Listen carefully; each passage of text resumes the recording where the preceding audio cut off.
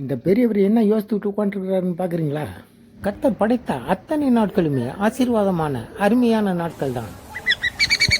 ஆகாயத்து பறவைகளை கவனித்து பாருங்கள். அவைகள் விதைக்கிறதும் இல்லை, அறுக்கிறதும் இல்லை, தங்கள் கைஞ்சிகளை சேர்த்து வைக்கிறதும் இல்லை.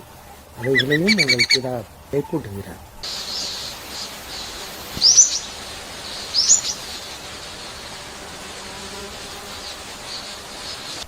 வேதம் சொல்கிறது, எண்ணத்தை உண்போம்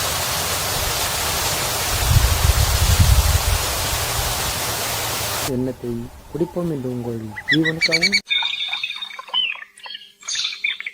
எண்ணத்தை உடுத்துவோம் என்று உங்கள் சரீரத்திற்காகவும் நீங்கள் கவலைப்படாதீர்கள். முதலில் நீ என்னை விசுவாசி. நாளை தினம் அது உனக்காக அது கவலைப்படும். உன் தேவைகளுக்காக அது கவலைப்படும். Have a peaceful day morning.